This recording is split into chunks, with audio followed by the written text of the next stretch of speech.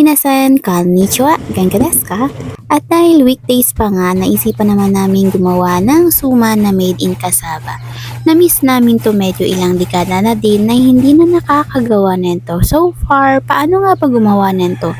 First thing first, kailangan natin ng laman ng cassava, dahon ng saging, gata ng niyog, at sugar. Rin lang ang laman nito matapos balatan at kapag okay na, kumuha ng malinis na tela dahil pipigaan pa natin yung pinakang self liquid niya. Yung saktong mapipiga lang at matanggal yung pinakang existing liquid na meron siya. Pagkatapos nga na ipapakuluan na rin natin itong coconut milk together with sugar, mga 2½ serving spoon ng sugar yung nilagay namin dyan. Yung sakto lang na tamis at swak sa ating panlasa.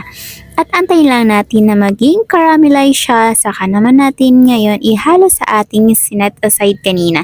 And then, halo-haloin lang hanggang sa mag-fully combine lahat ng nilatik. Tansyahan na nga lang yung paglalagay namin dyan ng caramelize kasi kapag nasobrahan, baka maging lugaw pa.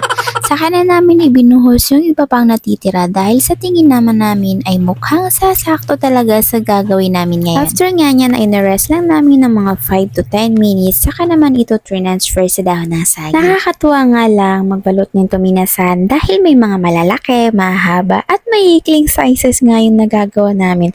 Ang importante naman dito is nagagawa nyo to nakasama ang mga mahal mo sa buhay. Bali-banding na din kumbaga. Dahil mga busy nga kami ng weekdays, kaya weekend lang namin ito nagagawa.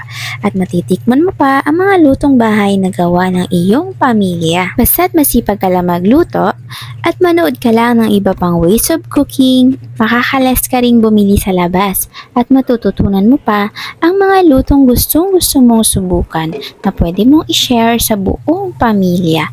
So I guess minasan, ito lang po muna for today's video. Nawa may natutunan.